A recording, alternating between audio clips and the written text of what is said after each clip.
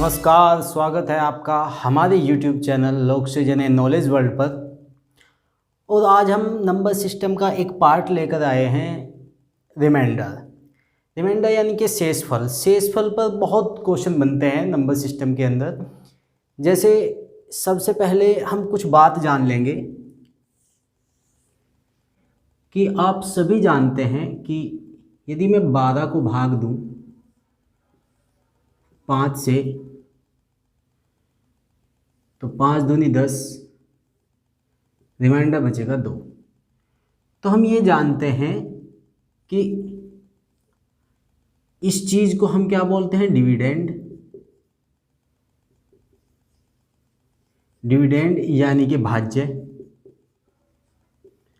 और ये होता है डिविजर यानी कि भाजक। और ये होता है कोसेंट यानी कि भागफल। और नीचे बनता है रिमाइंडर यानी कि शेषफल।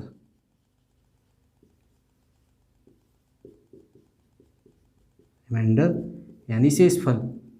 तो हम ये बात जानते हैं कि यदि हमें डिविडेंड प्राप्त करना है, हमें भाज्य प्राप्त करना है, तो हम डिविजर और कोसेंट की मल्टीप्लाई करेंगे और शेषफल यानी कि रिमाइंडर उसमें ऐड करेंगे। जैसे यदि मुझे 12 प्राप्त करना है तो मैं 5 दूनी 10 करूँगा और 2 उसमें ऐड करूँगा।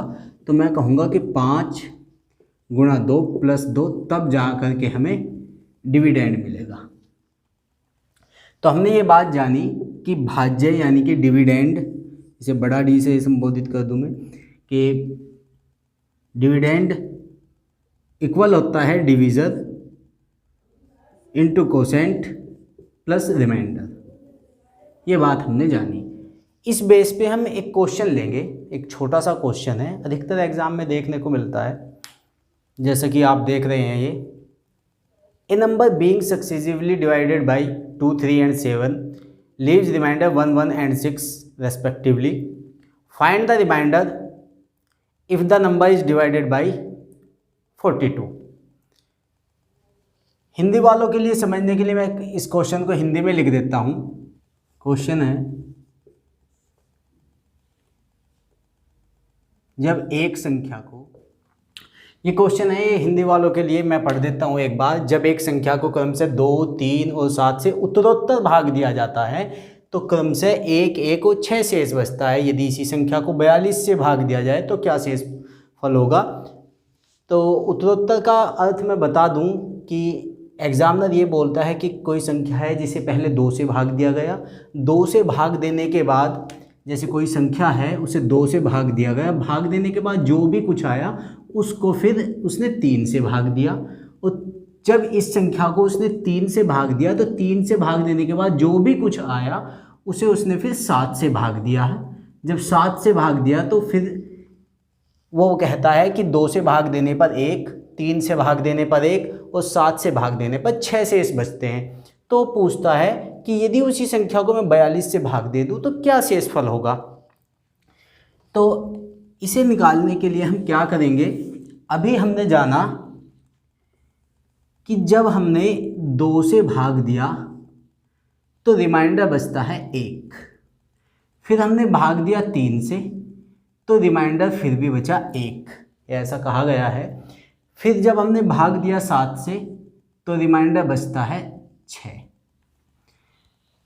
अब जब हमने किसी संख्या को अंत में 7 से भाग दिया और 6 शेष बचा, तो ऐसी हम क्या संख्या ले सकते हैं। तो मैं सबसे छोटा कोसेंट यानी कि सबसे छोटा भागफल 1 लूँगा, 0 में नहीं ले सकता, 1 लूँगा। और मैं कहूँगा कि 7 एकम 7 कोसेंट और उसमें रिमाइंडर ऐड करूँगा। ये बात हमने जानी थी कि हम भाजक में भागफल की गुणा करेंगे और शेषफल को ऐड करेंगे तो हमें भाज्य प्राप्त होगा।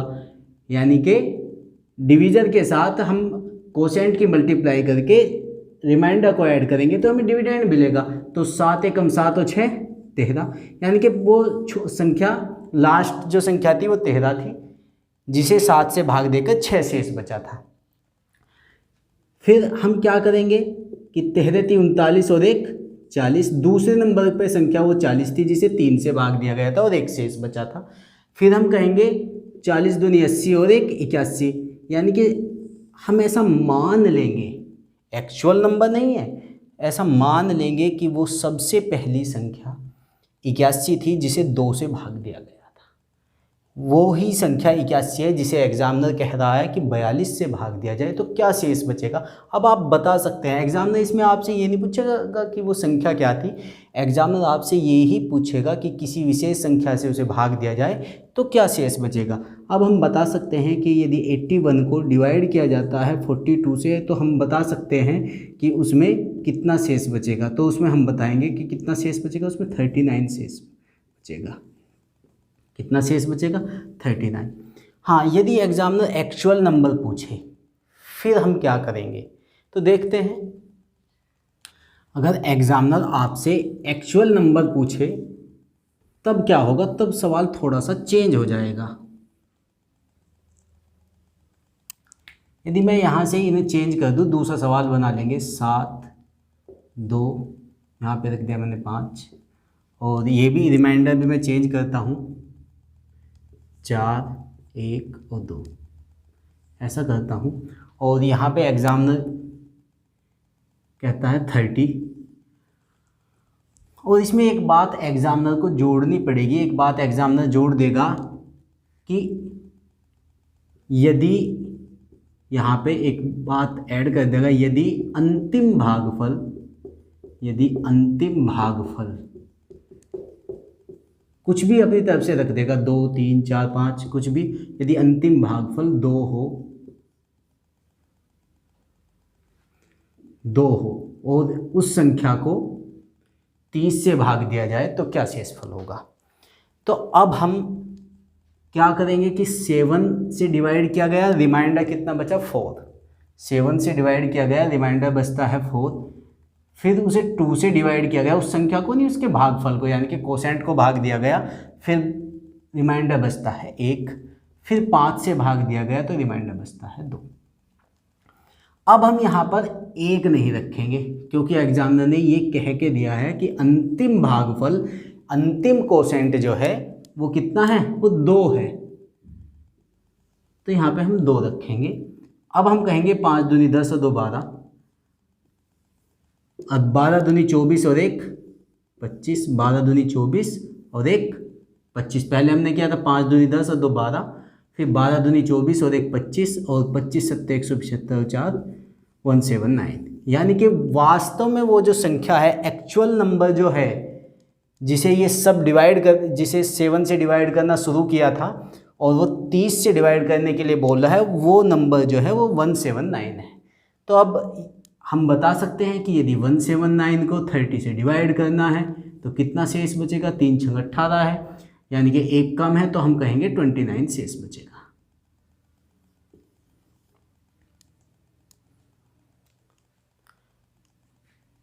ये वाला टाइप हमारा, यानी कि ये था हमारा टाइप 1, ये था हमारा टाइप 1, ये कंप्लीट हुआ। अब चलते हैं टाइप 2 की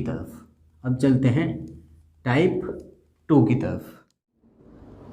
टाइप 2 में हम पढ़ते हैं कि यदि 2 संख्याएं हैं a और b, a और b को यदि किसी भी डिवीज़न से भाग दिया जाता है, d से भाग दिया जाता है, और ये a और b की मल्टीप्लाई है, तो यदि रिमाइंडर बचेगा, यदि शेषफल होगा, इसे भाग दिया गया रिमाइंडर r1 बचता है और इसे भाग देकर रिमाइंडर r2 बचता है, तो मैं कहूँगा यदि a गुणा b को d से डिवाइड किया जाएगा तो रिमाइंडर बचेगा r1 इंटू r2। जैसे मैं 7 गुणा 5 को यदि 3 से डिवाइड करूँ, 7 गुणा 5 को 3 से डिवाइड करूँ तो 7 पंजे 35, 35 को मैं 3 से डिवाइड करूँगा तो कितना शेषफल बचेगा 2। और मैं अलग अलग भी ऐसे ही डिवाइड करूँ कि 3 से 7 को डिवाइड किया तो रिमाइंडर बचता है 1, 5 को डिवाइड किया तो 2, 2 एकम, तो यहाँ भी 2 एकम 2। फिर दूसरी बात कि यदि मैं a प्लस b को डिवाइड करूँ, किसी डिवीजन से, किसी d से डिवाइड करूँगा, तो रिमाइंडर जो होगा रिमाइंडर जो होगा वो होगा R1 प्लस R2 की फॉर्म में। जो रिमाइंडर होगा वो होगा R1 प्लस R2 की फॉर्म में। जैसे सेम कंडीशन में 7 और प्लस 5 को यदि 3 से डिवाइड करूं तो यहाँ पे 1 शेष बचता है, यहाँ पे 2, तो मैं कह सकता हूँ 2 और 1 3 शेष बचेगा। 3 शेष बचेगा यदि मैं 3, लेकिन 3 से पूरा पूरा डिवाइड है, तो इसका मतलब ये पूरा पूरा डिवाइड हो जाएगा, तो कितना शेष बचेगा? 0 शेष बचेगा। अब इस बेस पर हम एक क्वेश्चन लेंगे।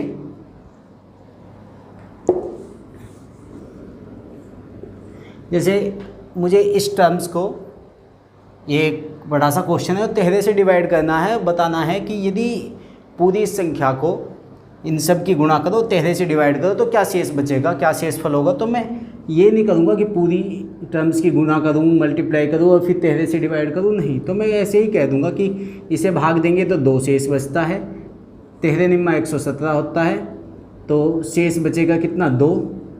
और 274 को डिवाइड करूँगा तो 13 दूनी 26, 13 कम 13, यहाँ पे 1 शेष बचा। और यहाँ पे डिवाइड किया हमने तो 13 चौका, यहाँ भी 1 शेष बचा। तो मैं कह सकता हूँ कि 2 दूनी 4, 4 एकम 4, 4 एकम 4, तो हमने बताया कितना शेष बचेगा? 4। तो कितना शेष बचता है? 4। डायरेक्ट ऐसे ही हम बता सकते हैं। अब चलते हैं हम टाइप 3 की तरफ। टाइप 3 में हम 2 बात जानेंगे।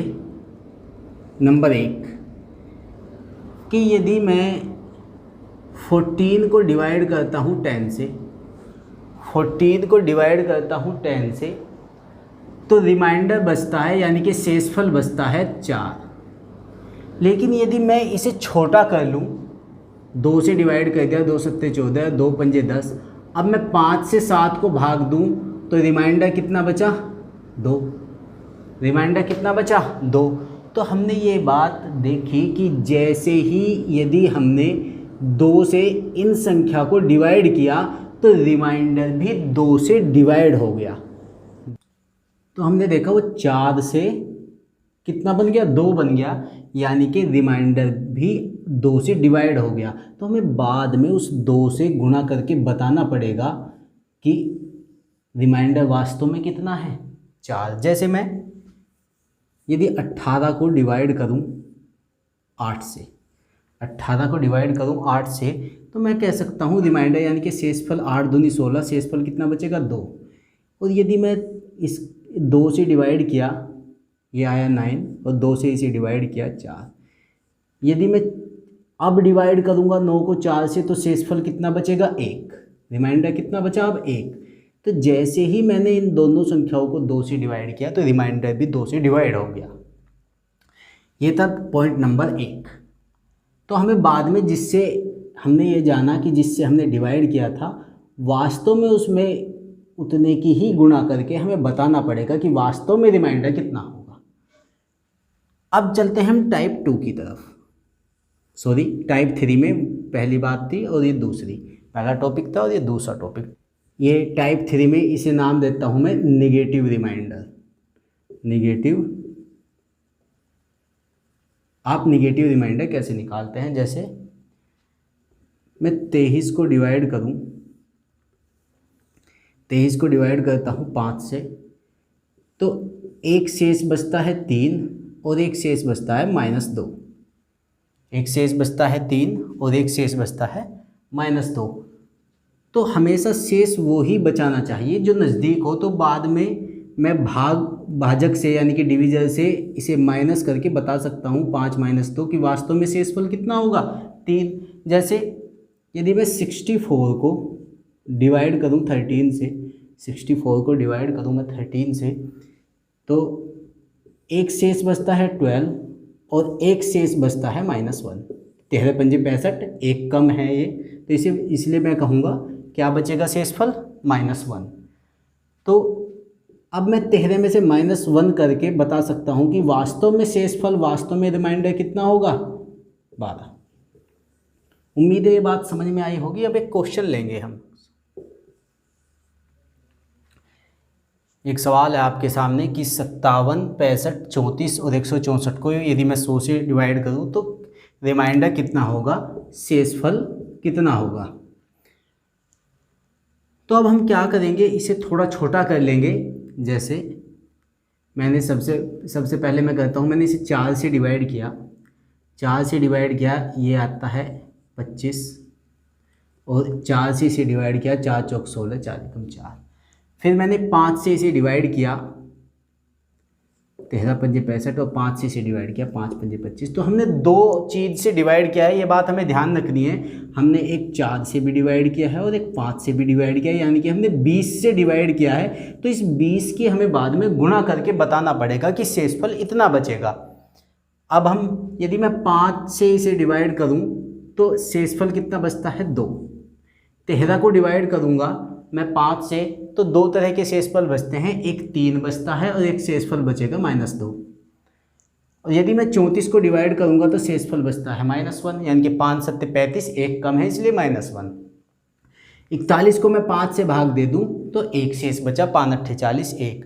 अब मैं इसकी गुणा करूँगा, 2 दूनी 4 एकम 4 और 4 एकम 4, यानी कि यहाँ पे रिमाइंडर बचा 4, लेकिन बाद में हम उसकी गुणा करेंगे जिससे हमने शुरू में डिवाइड किया था, यानी कि 20 से। तो 20 चौक 80, 20 चौक 80, यानी कि वास्तव में रिमाइंडर कितना होगा, रिमाइंडर कितना आएगा, 80, यानी कि शेषफल कितना आएगा, 80। उम्मीद है ये बात आप लोगों की समझ में आई होगी।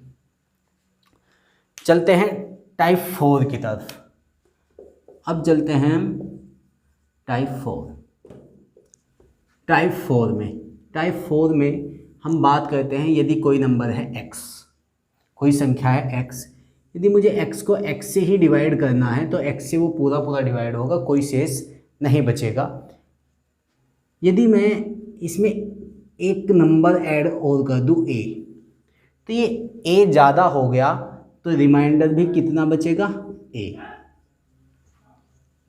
अब यदि मैं ये कहूँ कि x प्लस a का मैं कर दूँ होल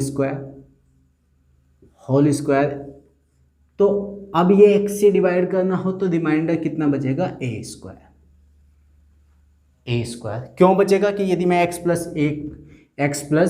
a का होल स्क्वायर खोलता हूँ तो फॉर्मूला बनता है x square plus a square plus 2ax का। और इसमें हम देखते हैं कि ये x है, ये भी इससे डिवाइड होगा, इसमें भी x है, ये भी x से डिवाइड हो जाएगा, बचेगा क्या, a स्क्वायर। तो यदि होल स्क्वायर हो जाए तो रिमाइंडर कितना बचेगा, a स्क्वायर। यदि x प्लस a की पावर 3 को मुझे डिवाइड करना हो x से तो रिमाइंडर कितना बचेगा, a की क्यूब। ठीक है, ये बात हमने जानी। अब इस छोटी सी बात पर ध्यान रखते हुए मैं क्वेश्चन लेते हैं। जैसा कि एक आपके सामने दिया गया है क्वेश्चन है कि factorial 1 plus factorial 2 plus factorial 3 कहाँ तक हुआ है, फैक्टोरियल 500 तक, और डिवाइड करना है इसे 6 से। क्वेश्चन है कि factorial 1 plus factorial 2 plus factorial 3 plus factorial 4, और ये कहाँ तक गया है, प्लस फैक्टोरियल 500 तक, और इसे डिवाइड करना है हमें 6 से। इसे हमें डिवाइड करना है 6 से। तो पूछता है एग्जामिनर कि रिमाइंडर कितना बचेगा, शेषफल कितना होगा। तो फैक्टोरियल यानी कि क्रम गुणित, ये हम इससे पहली क्लास में पढ़ चुके हैं। यदि किसी को फैक्टोरियल के बारे में जानना है तो वो इससे पहले हमारी क्लास देख सकता है।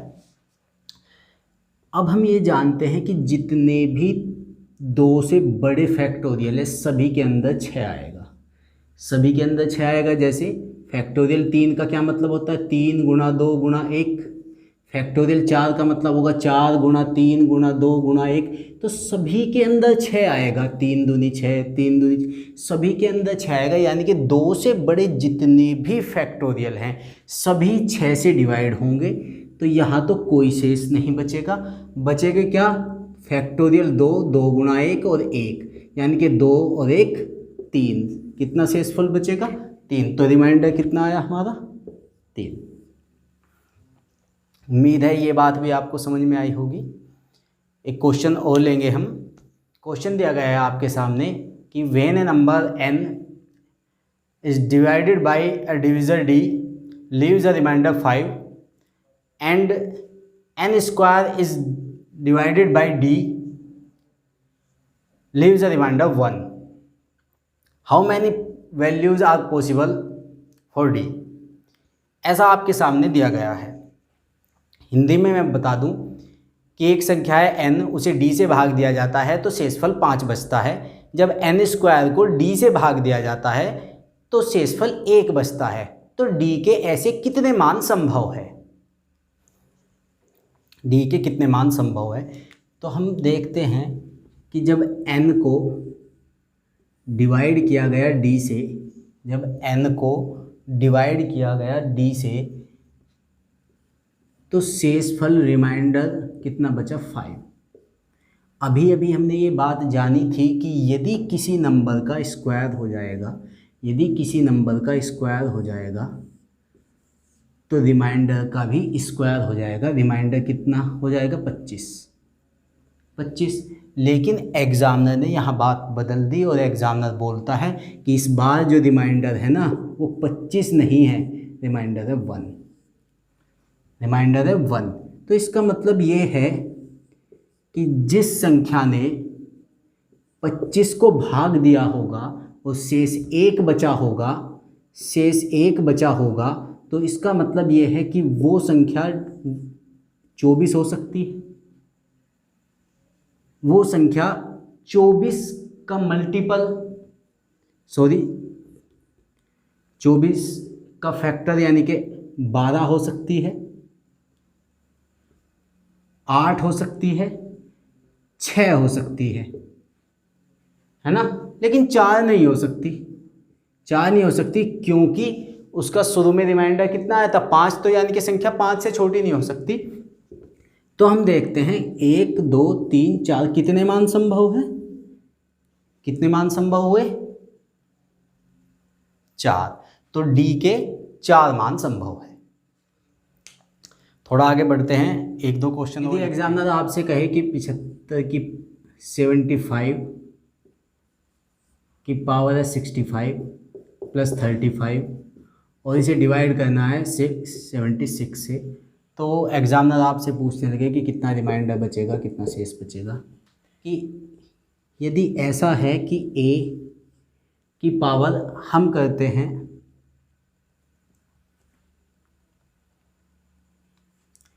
a की पावर हम करते हैं 73 प्लस मैं b की पावर करता हूँ 73, तो ये नंबर जो है, इस तरह का यदि कोई नंबर है, इस तरह की कोई संख्या है, ऐसा कोई सवाल है, तो ये किससे डिवाइड होगा? ये a प्लस बी से पूरा पूरा डिवाइड होगा। ठीक है, क्योंकि ये बात हमने जानी है कि a की क्यूब प्लस b की क्यूब दोनों पावर एक ऑड नंबर है, एक विषम संख्या है। यदि मैं इसको आगे एक्सप्लेन करूँ तो ये होगा a square plus B square minus A B और a प्लस बी। तो हम ये जानते हैं कि यदि इसके फैक्टर ये हैं तो यानी कि ये संख्या a प्लस बी से डिवाइड होनी चाहिए। तो इसका मतलब ये है कि पावर यदि बराबर है और एक ऑड नंबर है तो वो a प्लस बी से डिवाइड होगी। ऐसे ही यदि माइनस है, यहाँ पे निगेटिव है, तो ये a माइनस बी से पूरा पूरा डिवाइड होगी। तो हम, क्योंकि a की क्यूब माइनस b की क्यूब होता है a square plus B square plus A B, a minus B, तो a माइनस बी से पूरा पूरा डिवाइड होगा। अब इसी बात पर हम ध्यान रखते हुए इस क्वेश्चन को करेंगे।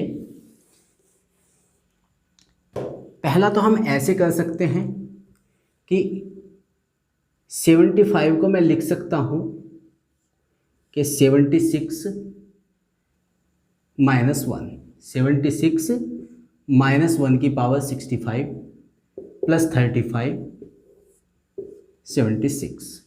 तो हम जानते हैं 76 तो पूरा पूरा डिवाइड होगा, बचेगा क्या? -1, और -1 की पावर 65 है तो -1 प्लस 35, तो शेषफल कितना बचा? 34। ये बात तो हमने पहले जानी थी। जो अब है उसे हम ऐसे भी कर सकते हैं इस क्वेश्चन को हम ऐसे भी कर सकते हैं कि जो 75 की पावर 65 है, मैं यहाँ से 1 लूँ, +1 और +34 लिखूँ और इसे 76 से डिवाइड करूँ। तो ये बात हमने अभी जानी थी, 1 की मैं पावर कितनी भी कर दूँ वो तो 1 ही रहेगा। तो हमने ये बात जानी थी अभी अभी कि 75 की पावर 65, 1 की पावर 65, तो 75 दोनों की पावर बराबर है, तो 75 + 1 यानी कि 76 से पूरा डिवाइड होगा, तो ये पूरा डिवाइड होगा, रिमाइंडर कितना बचेगा 34। और क्वेश्चन देखते हैं। क्वेश्चन है और इसे डिवाइड करना है 86 से, इसे डिवाइड करना है 86 से। एग्जामिनर पूछता है रिमाइंडर कितना बचेगा। एग्जामिनर आपसे पूछता है कि रिमाइंडर कितना होगा। 85 की पावर 97 -27 डिवाइड करना है 86 से। तो मैं इसे कह सकता हूँ, 85 को मैं लिख सकता हूँ कि 86 - 1 की पावर 97, मैं ऐसे लिख सकता हूँ, और -27 है। 85 को मैंने 86 - 1 लिख लिया और उसकी पावर है 97। तो हम ये जानते हैं कि ये तो पूरा डिवाइड हो जाएगा, बचेगा -1 की पावर 27। तो कितना होगा -1 और -27 = कितना होगा -28। और रिमाइंडर माइनस में तो बचेगा नहीं, यह बात हमने जानी थी। यदि रिमाइंडर निगेटिव है तो हम इसमें से माइनस करके इसे तब बताएंगे। रिमाइंडर 86 - 28, रिमाइंडर कितना होगा 58। R = 58। एक क्वेश्चन और लेंगे। क्वेश्चन दिया गया है कि 37 की पावर है 115 + 15 और इसे डिवाइड करना है 9 से। तो एग्जामिनर आपसे पूछता है कि रिमाइंडर कितना बचेगा। एग्जामिनर आपसे पूछता है कि रिमाइंडर कितना होगा। तो मैं 37 को लिख सकता हूँ 36 + 1 और उसकी पावर है 115 + 15 और डिवाइड करना है 9 से।